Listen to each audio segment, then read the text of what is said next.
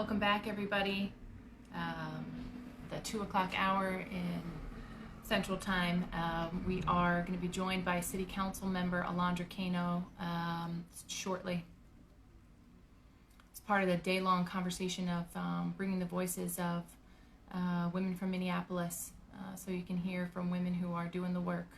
And we're so glad you're here. We're so glad that you are listening in and hearing their stories and amplifying their voices.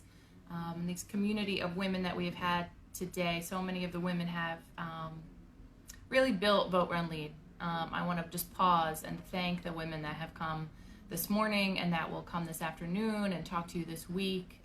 So many of them have been just huge pieces of how Vote, Run, Lead has came to be. So we are grateful for their leadership then. We are grateful for their leadership now. And we're going to be joined shortly by Alondra Cano, who is a city council member, part of the VRL family. And we are excited to hear directly from her about her district, about her ward, about the neighboring wards, about the city, and what's happening. So we're just going to give Alondra a minute to join on.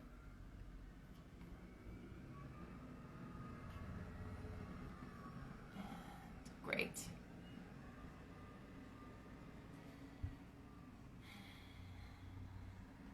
I don't know about you all, but my heart is really full with the openness of the women who've come this morning and shared with us. I've got a special place in my heart for Lulit in Nevada, who have helped, just as I said, not only shape Vote, Run, Lead, but shape my leadership. And I'm just so grateful for their friendship and for their their heart and their continued contributions. Great. So we're just waiting for the councilwoman. Awesome. Hey, everybody. We're about halfway through the program today, and I'm just grateful also for having you each with us, sticking with us throughout the day, hearing these stories and amplifying these stories. There's some definite places where you could help. We've seen folks talk about the Black Visions Collective. We've seen folks talk about Devonna Pittman, her Facebook page. You can head over there where she's doing the food drives. And, just the folks that are helping on the ground, people who are protecting the community. Luli talked a little bit today about sort of protecting the protectors, right? As we move forward, what does that look like? How do we reimagine that? And we are just waiting for the council person. She'll be here any minute. If you want to share where you're coming in from in the chat, we'd love to hear from you. It's always fantastic for folks to know, where you're at in the country or the world. I know we've always got a handful of international folks. Great. Alondra. Okay, great. We're going to go live with Councilwoman.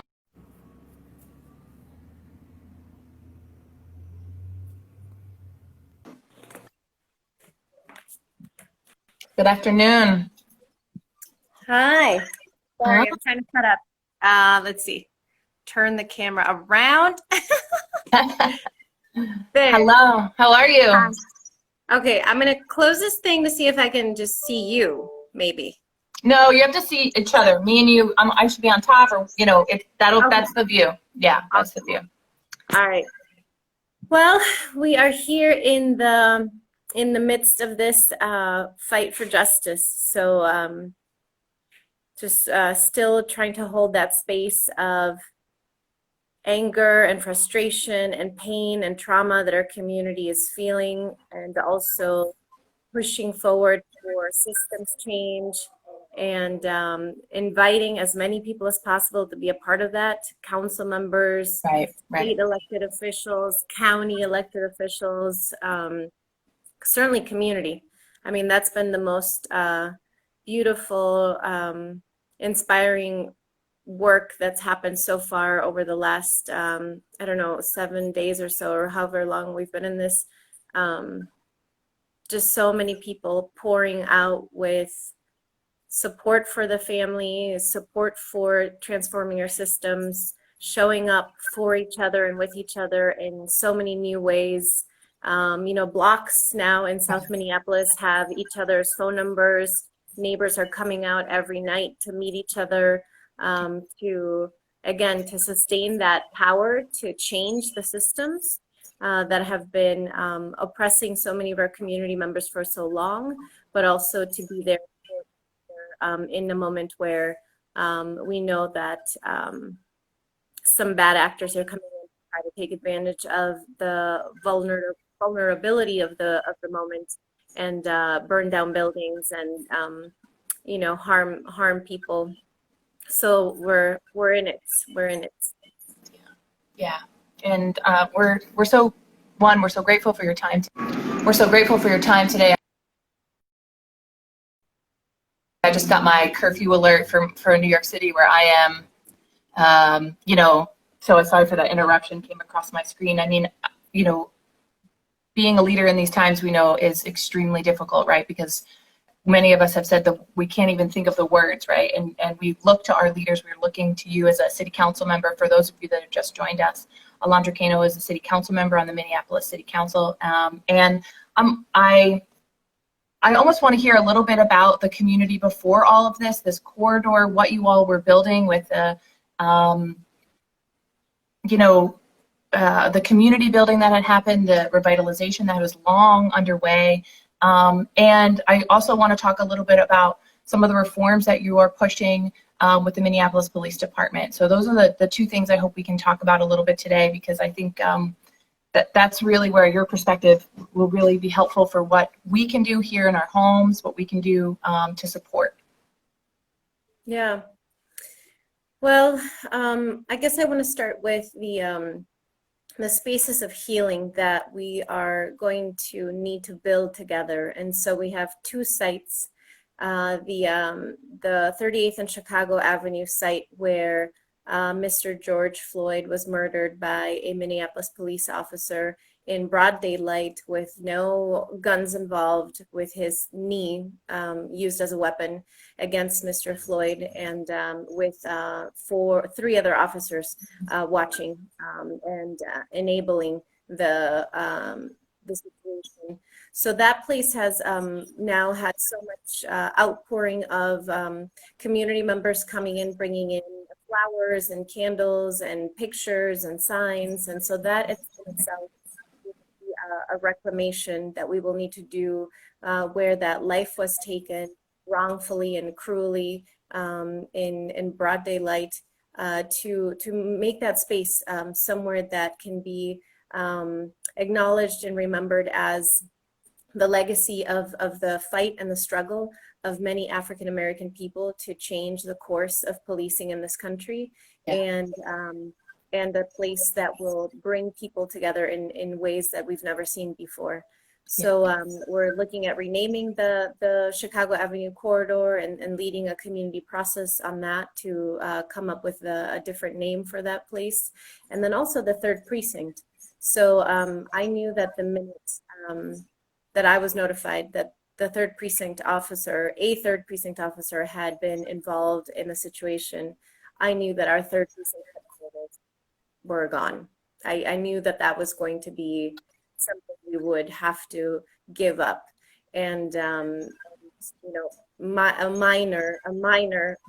honestly, a minor giving up, quote unquote, in the enormity of the situation.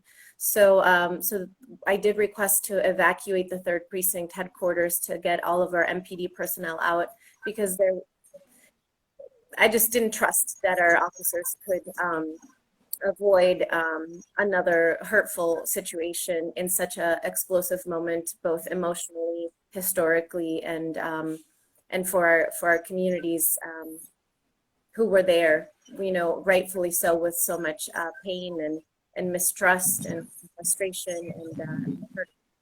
So that building is now, has been, it didn't burn down. I mean, the building's still there, but it's certainly not probably inhabitable by staff members. And so that can be another site of healing and reclamation that can set the course for what the future of us as a community is going to be around keeping each other safe and sound and protecting one another and supporting one another during difficult moments. Whether that is, hey, you know, I don't have food on the table, so I need to go find different ways to put food on this table. Or, you know, in the case of Mr. George Floyd, using a counterfeit dollar bill or check because, you know, people don't have universal basic income or don't have those securities that they can lean on when times are hard. And we know that times are hard right now with COVID.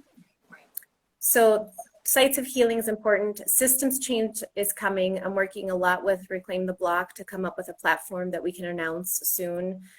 Today, we're going to do a different press conference because the state of Minnesota has announced that they are doing a civil rights investigation on the Minneapolis Police Department. So at 3 p.m., we will be having that press conference to talk about what those potential changes might be. And then Lake Street recovery. You know, Lake Street stands with Mr. Floyd and with the Black Lives Matter.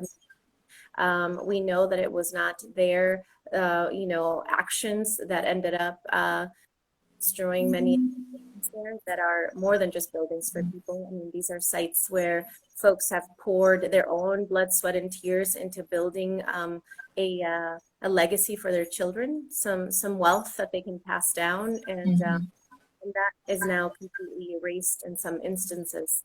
So Lake Street was a really vibrant, diverse commercial corridor in one of the city's most racially integrated parts of Minneapolis. The rebuilding efforts are going to be long and hard, but I think it's going to bring people together to lean on each other in ways we hadn't done before. So just $1 package to help Lake Street recover. And, you know, we have to talk about other parts of the city too, because some of the folks who were here, whether they were white supremacists or not, communities of color buildings, they also went to North Minneapolis, to West Broadway and some other areas of the city. Certainly the 9th Ward and Lake Street took the biggest hit. And so we do have the responsibility and in some ways the honor to rebuild our communities in this moment to dictate a new future. Because I think a lot of folks understand that the way things were before were not necessarily the best. And so pushing forward to not only sustain and maintain what we had, but to do that other leap to get to a better place with less racial inequities, with less racial wealth gaps, which is the work we were doing on Lake Street. Right. I mean, we talked a little bit this morning about, you know, this isn't about recovery at this point, right? This is about transformation and really the hopefulness that you are talking about in rebuilding. And, you know, the history with the MPD is not a good one. Has, you know, and so how this has happened before, right? And I know that you've been pretty vocal these last couple of days about some of those reforms. Can you share, you know, some of what you are hearing from the community, what the community is calling for, and what you'll be advocating for? You know, we have a variety of sort of calls to action, and I think that what's important to recognize here is that our department does have the first African American chief of police in the history of the department. And while many of us are proud of that, and we believe that, I mean, I personally believe that Chief Madaria Arredondo is one of the best chiefs in the country, I want to give him a new legacy to work with. So in the past, I had been working on reforms, systems change. And in fact, you know, the chief uses the word transformation himself, that he wanted to transform the police department. But I think the events of Monday night demonstrated that there is this sort of a glue that keeps this toxic culture in the Minneapolis Police Department intact, where it's this kind of culture of silence, where the inability to break through the racism that individuals carry and then implement as part of the systemic response to things, that needs to be completely broken down. And almost, you know, for us, you know, how do we essentially deconstruct our Minneapolis Police Department and come up with a different function that can help respond to the safety needs of residents, in addition to the broader sort of community safety beyond policing safety nets. And so I want to help our chief by helping to build a new and different department that looks differently, that acts differently, that can still respond to some of those very sort of scary instances where there are, perhaps guns involved and knives and some of those things, but that a majority of the work that we do around keeping our community safe is not dependent on calling an officer who doesn't live in Minneapolis, who doesn't understand our community, and may facilitate that culture, that sort of informal culture that dictates so much of how policing is done right now. So it's a both and. It's a way to support our our chief of police to start fresh. He would love to be the architect of a new department all of his own, that he gets to build from the ground up instead of carrying the burden of all these legacies of white supremacy, of how policing started in this country.